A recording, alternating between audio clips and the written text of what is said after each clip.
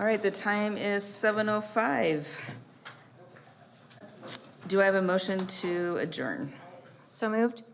Second? Second. Moved and seconded, all in favor? Aye. Aye, item passes. On to 301. Everybody please stand for the Pledge of Allegiance. I pledge allegiance to the flag of the United States of America and to the republic for which it stands, one nation, under God, indivisible, with liberty and justice for all. Item 302. May I have a motion to approve the agenda? So moved. Second. Second. Moved and seconded, all in favor? Aye. Aye, item, agenda is approved. 401, do I have a motion to approve the minutes? So moved. Second. Moved and seconded, all in favor? Aye. Aye, item passes. Item 501. We have 2 blue cards this evening. We have a quick video to watch before we proceed.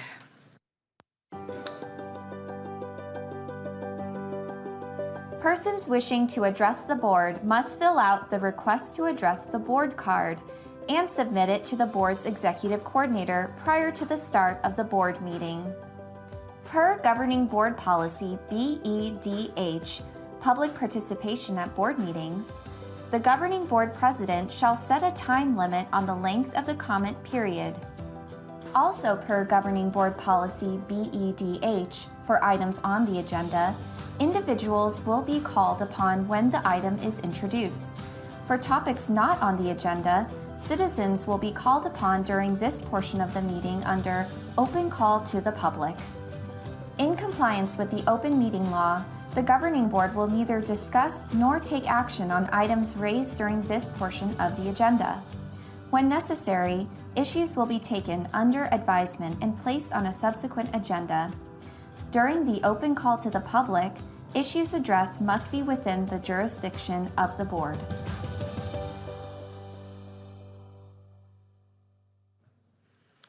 Okay, the time limit for this governing board meeting will be 3 minutes for each blue card, and we will begin with Owain Evans.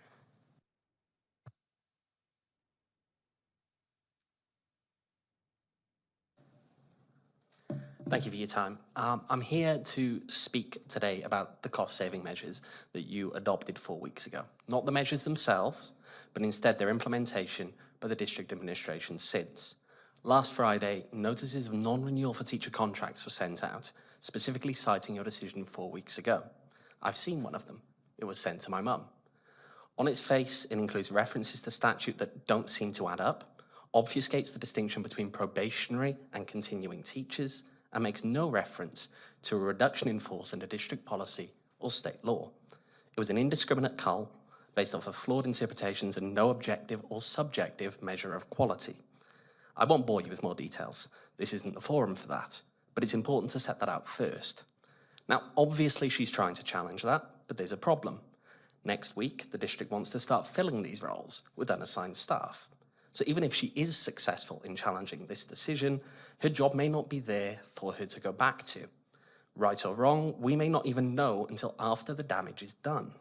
And it isn't helped by the slowness of HR to engage since. Monday lunchtime, she reached out to them by email. As of the start of this meeting, not even an acknowledgement, let alone a resolution to this. And that's why I'm here today. I'd rather not be speaking here today, but whatever way is there to get the attention on this before it's too late. Now, I'm sure my mum isn't the only teacher affected by this, even if they don't know it yet. But to look at the bigger picture here, board member Ewers, when you moved these recommendations, you reminded staff of the human cost of the decisions that you were taking in these cost-saving actions. But is the administration taking that into consideration when they conduct layoff by email with no notice in advance on a Friday afternoon, when the body of that email is generic, not addressed to anybody, and signed off as just sincerely human resources? Is that the culture that this district wants to promote? Is that really the way that people should be treated, let alone staff that this district is still relying on to steer students through the summer at a minimum? And is this the example to set for those students of how the world ought to work? I'll leave it on this.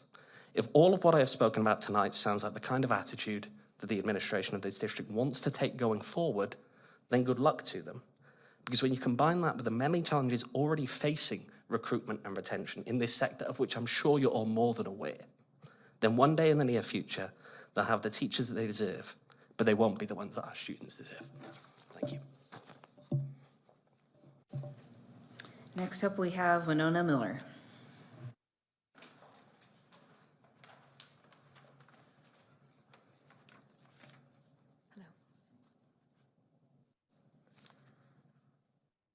Good evening, members of the board and Dr. Driscoll.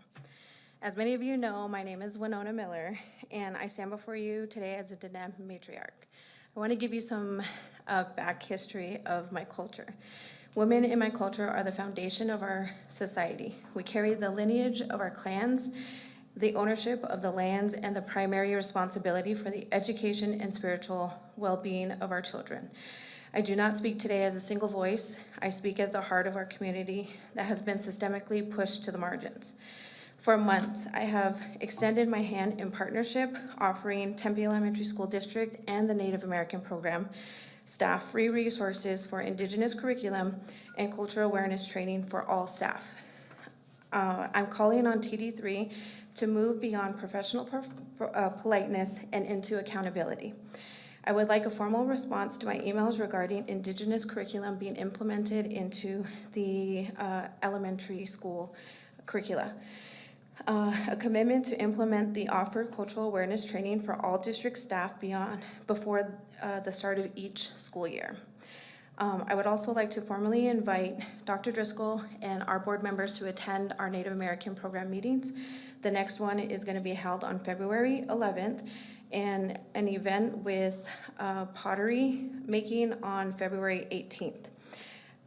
I have to kind of give you also like a family slogan, if you will, montage that my brother and I use to raise our children. As an Indigenous people, we know that if we don't stand up for ourselves, no one will. This is why we have to stand up for ourselves. This isn't aggression, it's assertiveness. I'm simply feeling our responsibility as parents, Indigenous parents, to be seen and heard with dignity and to show that we are respected by our children. Thank you. Item 601, approval of consent agenda. Do I have a motion? So moved. Second. Moved and seconded, all in favor? Aye. Aye, item passes. I'd like to thank Redemption Church for their $3,000 donation to Thiel Elementary for staff recognition and supplies. Item 701, Dr. Driscoll, I'll turn it over to you. Thank you. Good evening, Madam President, members of the board. Tonight I have a few items to celebrate. Ben, you're my clicker. Thank you. We wrapped up open house season last Thursday at Mosley Middle School, and enrollment is officially underway. Families are now able to enroll for the 26-27 school year, both in person and online at tempeschools.org/enroll. Congratulations to District General Music Teacher Summer, and I was practicing this, O'Leary. You guys don't know, I spent 3 hours saying this. For the newest Tempe Elementary School staff member to earn the National Board Certification. In addition to Summer's new certification, Broadmoor Elementary Literacy Coach Kristen Turkle completed the requirements to maintain her certification. National Board Certification is a highly respected professional credential in education designed to develop, retain, and recognize exceptional teachers across the country. Second grade students in the PACE verbal group at Fuller Elementary are becoming insect experts. In addition to reading and performing poems catered to 2 different audiences about insect life, they use their knowledge of insect anatomy and adaptations to create their own fantasy creatures. The students sketched diagrams, detailed their insects' traits, and created models of their insects for display. This spotlight is especially timely as Governor Katie Hobbs has officially proclaimed next week as Arizona Gifted and Talented Education Week, recognizing the importance of supporting gifted learners and providing opportunities they need to reach their full potential.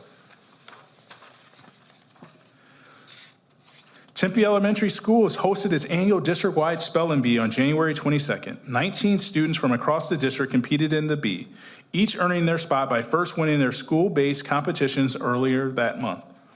After several rounds of impressive spelling, Fuller Elementary fifth grader Adam Silverman was crowned champion. Adam will go on to represent Tempe Elementary Schools in the Maricopa County Regional Bee on February 21st. A special congratulations to our runners-up who also competed in the competition. Georgia Germer from Rover Elementary, third place runner-up Bryson Jackson Stallings from Shamley School, Danny Petit from Meyer Montessori, and Emily Elson from Ward Traditional Academy. And that concludes my Celebrate Excellence for this evening. Thank you, Dr. Driscoll. Item 801, discussion, consideration, and possible approval of the written determination for the use of design, build, construction services for Fees Campus redesign. Dr. Driscoll, can you give some context for us? Yes, and I'll turn to some people in the audience too as well. But what we're asking the governing board to approve tonight is for us to go out for RFQ, which is a requisition for quotation for the design of fees. As you guys are aware, and earlier this school year, the community voted to pass a bond, and we want to start that process of actually starting to look at building fees. Thank you, Dr. Driscoll. Do we have any questions from the board?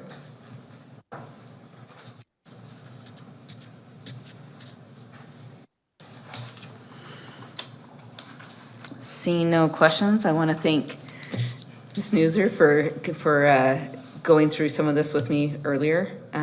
Really appreciate the detail and the thoroughness in getting me the information I needed with the questions that I had. All right, do I have a motion on 801?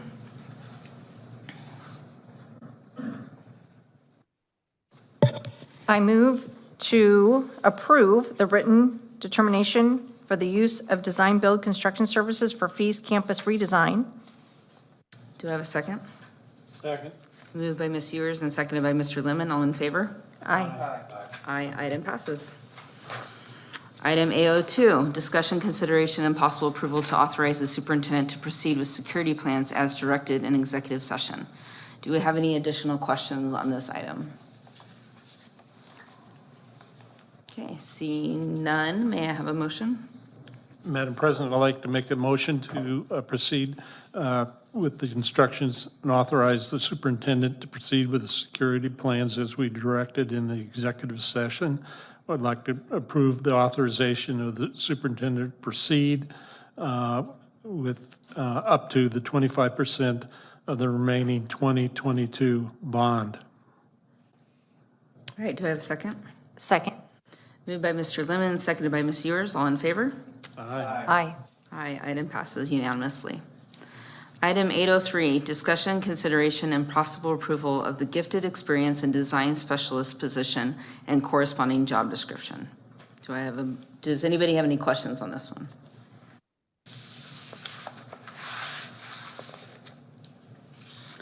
Do I have a motion? I motion to approve the to give approval for the gifted experience and design specialist coach position and corresponding job description. Do I have a second? Second. Moved by Ms. Ewers and seconded by Mr. Miller. All in favor? Aye. Aye, item passes unanimously. All right, moving on to 901, student activity report for December of 2025. Do you have any questions about that? Madam President, I have a question. It looks like it's going to be a difficult budget year, and I would advise everybody to spend their money quickly so it doesn't get swept. That's right. Thanks for the reminder. Would you like to give some context about what can happen to student funds? Well, no. Okay, spend your money. That's what he's saying.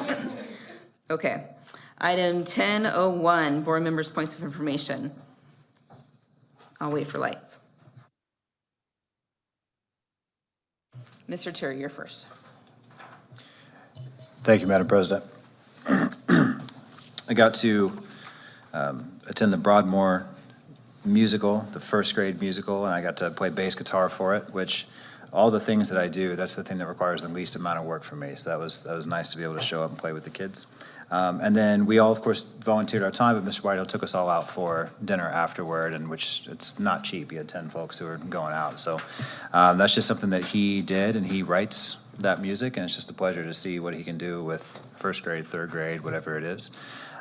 He did say that the pace that he's going at, he's not sure for how much longer he can do that, and that sentiment was reflected at the table too among the other music teachers that were there. They're just like, it just feels like it's getting harder every year. So I can definitely sympathize with that. But yeah, to be in the cowboy theme among some little kids was nice. Thank you, Mr. Terry. Mr. Miller.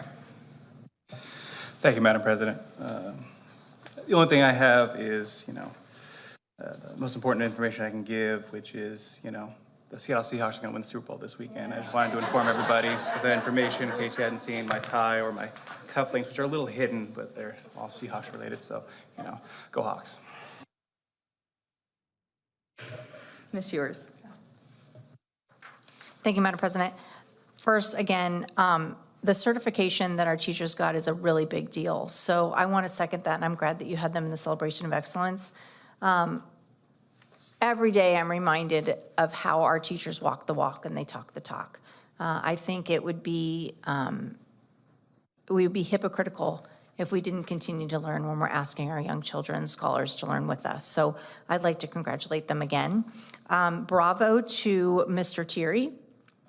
The Hamsterella was so good, you guys. And these are first graders, and they dressed up in their cowboy outfits, and Mr. Whitehill, he writes the music, he directs it, he rehearses it, he performs it.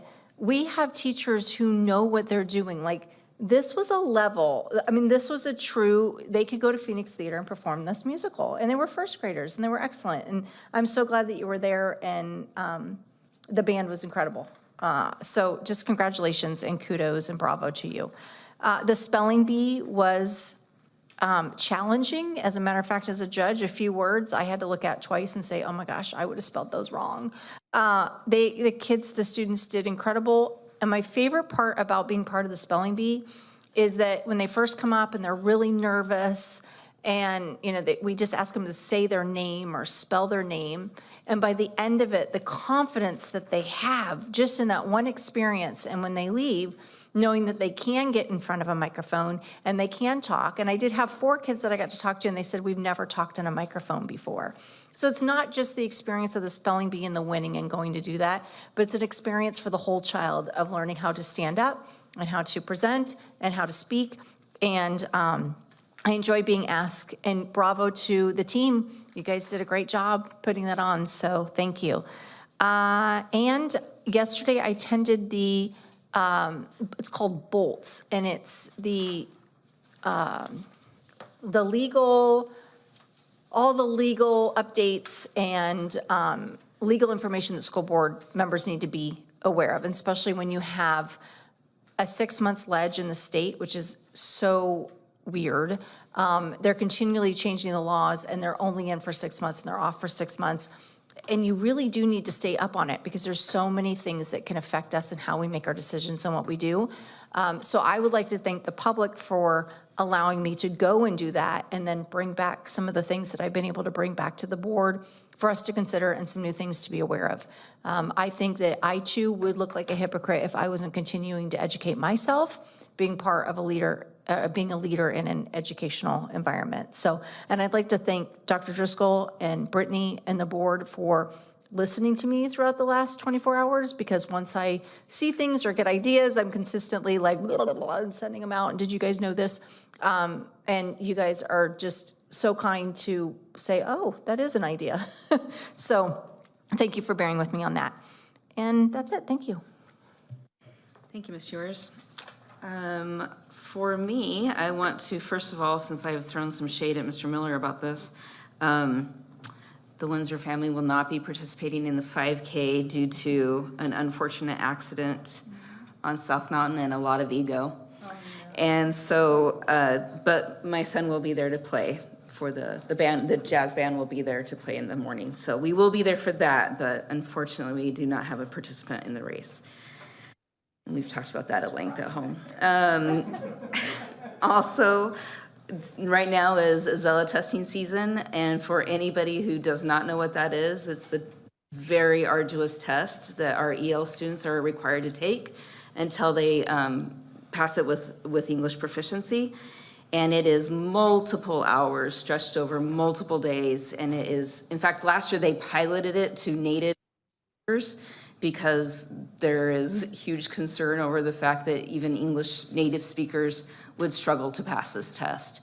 And for everybody who's running it and managing it and documenting it, and especially to those kids that are taking it, hats off to you, and you will survive this. Just wanted to add for Indigenous awareness that if you don't know this, the Heard Museum is hosting the National Hoop Dancing Contest or Tournament, I can't remember which one it is, on February 14th and 15th. It runs over 2 days. And tickets are only like $26 if you're not a Heard Museum member. If you are a member, it's only $21 per day. And there'll be other events that are going on there, but Heard Museum's amazing, and if you haven't been there lately, phenomenal education opportunity, but the hoop dancing is gonna be phenomenal too. And then I just have one thing to read. Tonight I would like to take a moment to recognize Black History Month, a time to honor the history, resilience, and contributions of Black Americans, and to reflect on how that history continues to shape our schools and our community. As Arizona approaches another Statehood Day, we are reminded that the story of our state is still being written. It's a story strengthened by diverse people who live, learn, and work here, including the Black educators, families, and students who are an essential part of Tempe Elementary. In our district, students and staff bring incredible strength, talent, and perspective into our classrooms every day. Black History Month is not only about looking back, it's about making sure every child sees themselves reflected in the story of our nation and understands that their voice, their culture, and their future are important. We are grateful for the educators who intentionally create classrooms and schools where all students feel seen, valued, and supported. And we are proud of our students whose curiosity, leadership, and creativity remind us why this work matters. As a district, our responsibility is to continue building schools where opportunity is real, belonging is felt, and every student is encouraged to dream boldly. Black History Month invites us to recommit to that promise, not just this month, but every single day. Agenda item 1101. The Tempe Elementary Love Your Heart 5K sponsored by TEEA will be held Saturday, February 14th at 8 a.m. at Kiwanis Park. President's Day is Monday, February 16th. All schools and district offices will be closed. The next regularly scheduled governing board meeting is Wednesday, February 18th with the study session at 5 p.m. Item 1201, may I have a motion to adjourn? We all want to stay? Motion to adjourn. Second? Second. Moved by Mr. Terry and seconded by Mr. Miller. All in favor? Aye. Aye, we are adjourned.